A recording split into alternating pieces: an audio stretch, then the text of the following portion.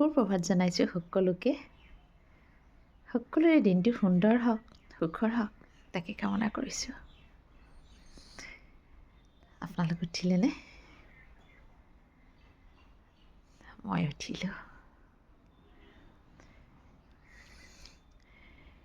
মই যিখিনি কৰিব লাগে পুৱাৰ কাম সকলোখিনি কৰিলোঁ। হয়তো আপোনালোকে চাগে কৰিলে ন?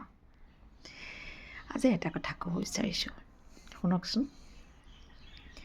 আমাৰ মানুহৰ জীৱনত আমি প্ৰতিটো কৰ্মত, প্ৰতিটো কথাত, প্ৰতিটো বতৰাত, প্ৰতিটো কাৰ্যত আমি জড়িত হওঁ ন? প্ৰতিটো কাৰ্যত আমি যুঁজিবলগীয়া হয় ন? এটা কথা ক'ব বিচাৰিছোঁ, ঠিক তেনেদৰে আমাৰ মনটো সদায় যে আপোনাৰ মনটো পজিটিভ হৈ থাকিব বা মনটো সদায় শান্তিয়ে লভি থাকিব সেইটো নহয় ন? বা সদায় যে আপুনি নিগেটিভেই হৈ থাকিব বা আপোনাৰ মনটোত সদায় আপোনাৰ কষ্টই ভৰি থাকিব সেইটোও নহয়, হয় নাই? কিয় কৈছোঁ শুনকচোন।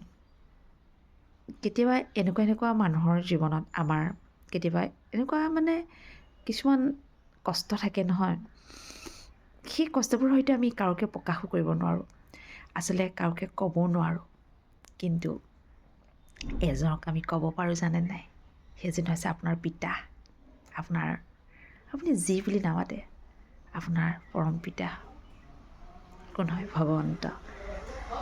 যদি যাক স্মৰণ নকৰক কিয়, সকলোৱে স্মৰণ কৰোঁতে বেলেগ বেলেগ এটা আকাৰত স্মৰণ কৰে, কিন্তু পিতা একেজনেই হয়। কিয় কৈছোঁ শুনকচোন। বহুত যদি আপোনাৰ কষ্ট হৈছে, বহুত আপুনি কেতিয়াবা ক'ব নোৱাৰে, আপুনি ভগৱানৰ ওচৰত নিজে সমৰ্পিত হয় সকলো কথা ভগৱানৰ আগত প্ৰকাশ কৰকচোন। চাবচোন, আপুনি সঁচাকৈ কৈছোঁ জানেনে, আপুনি সুন্দৰ চলিউশ্যন পাব। সেই চলিউশ্যনটো কিন্তু ভগৱানেই দিব। হয়, আপুনি ভগৱানক দেখা নাপায়, ভগৱানক কোনে দেখা পায়, কিন্তু ভগৱানক অনুভৱ কৰিব পাৰে, নিজৰ পিতাক অনুভৱ কৰিব পাৰে। আপোনাৰ সেই প্ৰব্লেমটো চলিউশ্যন কৰিবৰ কাৰণে এনেকুৱা ব্যক্তি পঠাব নহয়, হয়তো এনেকুৱা কিছুমান আপোনাৰ হাতনে কৰ্ম কৰাব, আপুনি গমেই নাপাব। যেতিয়া আপোনাৰ কামটো পৰিপূৰ্ণ হৈ যাব, আপুনি যেতিয়া জয়ী হ'ব, তেতিয়া আপুনি ভাবিব সঁচাকৈ মোৰ লগত ভগৱন্ত আছে, ভগৱন্তই মোক সহায় কৰিছে, হয়নে? সেইকাৰণে এটা কথা, মানুহে বহুত অধৈৰ্য হৈ মই ভাবোঁ লাভ নাই। যিমান পাৰে আমি ধৈৰ্য শক্তিৰে ভগৱানৰ লগত সদায় যদি আপুনি কানেক্ট থাকে। আৰু এটা কথা যে সদায় কওঁ, ধ্যান কৰা কথাটো, সেইটো কাৰণেই কওঁ, ধ্যান কৰিলে মন মগজটো আমাৰ সদায় শান্তি হৈ থাকিব। প্ৰতিটো কিবা এটা কৰ্ম কৰিবলৈ হ'লেও আপুনি ভালদৰে চিন্তা কৰিব পাৰিব। কিয়?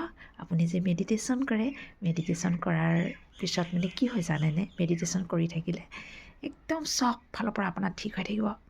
আপুনি সুখ লভিব পাৰিব, শান্তি লভিব পাৰিব, আপুনি লোককো সুখ দিব পাৰিব, শান্তি দিব পাৰিব। সেইকাৰণে এটা কথাই কওঁ, যিমান পাৰে ধ্যানটো কেতিয়াও এৰি নিদিব। আমি যেনেকৈ চাওকচোন, এটা কথা কওঁ, পানীয়ে প্ৰাণ বুলি কয় ন, হয় নাই? ঠিক তেনেদৰে আমাৰ ধ্যানটো আমাৰ জীৱনৰ লগৰী। পানী নহ'লে আমি জীয়াই থাকিব নোৱাৰোঁ, আমাৰ ধ্যান নহ'লে আমি জীয়াই থাকিব নোৱাৰোঁ। সঁচাকৈ কৈছোঁ, পানীয়ে যেনেকৈ প্ৰাণ, ধ্যানে আমাৰ জীৱনৰ একদম ডাঙৰ ঔষধ হয়, জানেনে? সেইকাৰণে ধ্যানটো সদায় ধৰি ৰাখিব, ধুনীয়াকৈ ধ্যান কৰি যাওক, চাব সকলোৰ পৰাই আমি মুক্তি পাম। মই নিজে কৰোঁ, সেইকাৰণে আপোনালোককো কওঁ, কৰিব বুলি আশা ৰাখিছোঁ। আৰু এটা কথা আকৌ এবাৰ কওঁ, আপোনালোকৰ দিনটো সুন্দৰ হওক, সুখৰ হওক, তাকে কামনা কৰিছোঁ। ঠিক আছে, আজিলৈ ৰাখোঁ, নমস্কাৰ।